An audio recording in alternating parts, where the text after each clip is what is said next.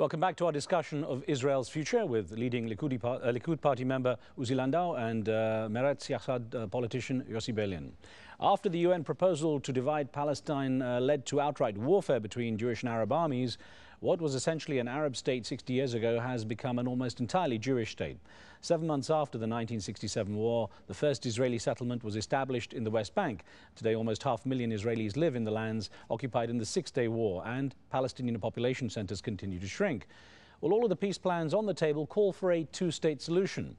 And gentlemen, as I welcome you back in, I'd like to ask Dr. Landau, if you're not so keen on the idea of a Palestinian state, what chance is there of having some kind of peace? Would you consider a one-state solution?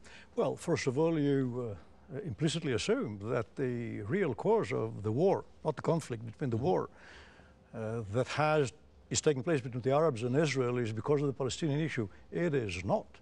It is not a war over a lack of a Palestinian state. It is not a war over a lack of clear borders. It is a war because of a total refusal on the majority of the Arabs to accept an independent Jewish state.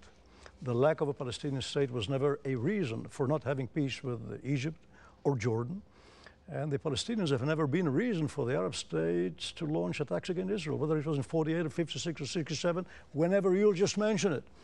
So it is good to have peace with whoever is around us, but let's focus on the real cause of the war. Let me get back to that in just a moment. Let's get Danny on the line from London with a question. Danny, what would you like to ask? It's more of a statement more than anything else. I just wanted to remind the Al Jazeera audience that repeatedly the government of Israel has always stated that defense of the wall is a temporary and reversible measure that has been created in reaction to the reality of ongoing Palestinian terrorism. And I just wanted to remind the viewers of that point. And also, what about the right of return of Arab Jews who were forced out in the 50s? All right, Danny, let me get Dr. Beilin to respond to that. I mean, obviously, Danny has made a statement. In terms of the relationship between Arab Jews and, of course, we have Arab Israelis, how do you see the two-state, one-state solution being debated now, going forward? Well, I don't think that there is any chance for a one state for the two peoples, because that means for the Israelis that there won't be a Jewish state. It means for the Palestinians that there won't be a Palestinian state. We do live in a world of nation states, and I'm not ready that the only Jewish state in the world will be the first to volunteer its end. So let's be number 17, not the first one. I think that the persecuted Jewish people deserves a land of its own, and I believe that the plight of the Palestinians is a real one, and that they deserve a state of their own.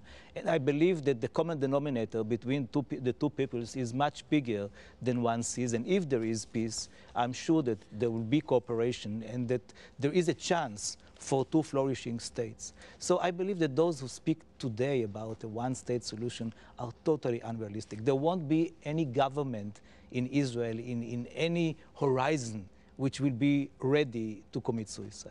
Dr. Beilin, perhaps interject yes, a comment on that. See, there is already one Palestinian state, which is in Jordan. Jordan is Palestine. Gaza area is basically a Palestinian state. We speak now about a Palestinian state in Judea and Samaria, and this still doesn't suffice the Palestinians. They wish still to have some more parts of Israel. You see, what is the justice in having the Palestinians demanding more than 3 states and negating the Jews, refusing the Jews to have even one full state of their own? I do not accept those morals. Obviously, Dr. Landau, you know, Palestinians would take issue with what you're saying here, because, of course, the way that even some Jews. and some Jews. Thank you, Dr. Beilin. But it's an interesting point, and actually, the issue of the way the lands have been divided up, if you like, now has come in a number of forms in email. Actually, perhaps. Well, actually, first I'll put this to you, Dr. Landau. I'll read 3 emails out we got on the same subject, so we don't just keep repeating the issue. The first one came from S. Anoma in Australia, who says, Israel is hindering any chance of peace with the Palestinians by building new settlements. Ildiko Kalman in Hungary says, Israel's hurting its own security by building settlements on Palestinian land without dialogue or approval from the Palestinians. And then Osama Masarwa in Israel says, Israel's hurting its security by building settlements. The Palestinians won't stop their struggle against Israel and the settlers in particular. So obviously this issue of settlements is going to be a big one when it comes to finding some kind of lasting peace, Dr. Landau. Well, the issue of settlements is used for propaganda reasons, as my colleague did mention. Whenever Israel won a half peace, or there was a peace agreement signed, whether with Egypt or as was now with the disengagement, a unilateral move, settlements were taken off and Jews were expelled to elsewhere.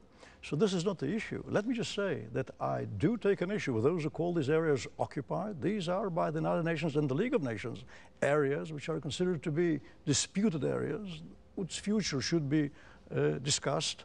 And I don't see any reason why Jews will not have there any settlements. The rights of the Arabs to build over there is no different than the rights of the Jews to build over there. Dr. Landau, 30 years ago, the United Nations came out with a statement that said Zionism is racism. So how do you react to that description, and how has that affected the debate? Well, I think that the United Nations itself came a number of years later totally negating this kind of a decision.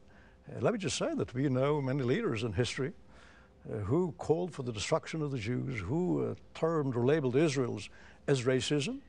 And you see what happens to many of them, for example, Hitler was one of them. Now Ahmadinejad is going in his footsteps.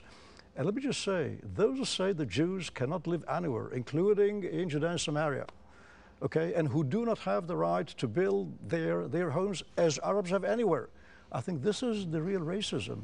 This is something that has to be met head on. Now, one thing is you're facing the issue that Arabs are not free to build, though. This is one of the key issues. You don't have Arabs are free to build over there. They can build in those areas of the Oslo Agreement, but 97% of all our population has been under Palestinian Authority. This didn't suffice them. As of that, they started the second intifada. Of course, very limited land. I don't want to dwell too much on the debate there, because I want to get Dr. Beilin and ask, actually, you don't see the settlers as Zionists? Well, I'm not saying that they are not Zionists. It is not my Zionism. This is their interpretation of Zionism. Zionism was a way to save Jews who were haunted and persecuted in Europe and in other parts of the world. And the idea was that the Jews deserve their own state.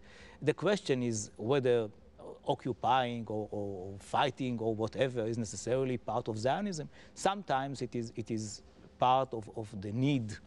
Sometimes it is because people are doing wrong things, not because they are Jews or Zionists or whatever, but because who they are. Zionism by itself was never, ever racist. The furthest thing from racism is Zionism, because Zionism is the ideology of a people which suffered because of racism. The question is, what are we going to do in the future? This is the main question. We have to understand whatever the reason for the current situation is, and we can really spend the whole program about 47 and the mistake of the Palestinians not to accept the UN famous resolution of 2 states.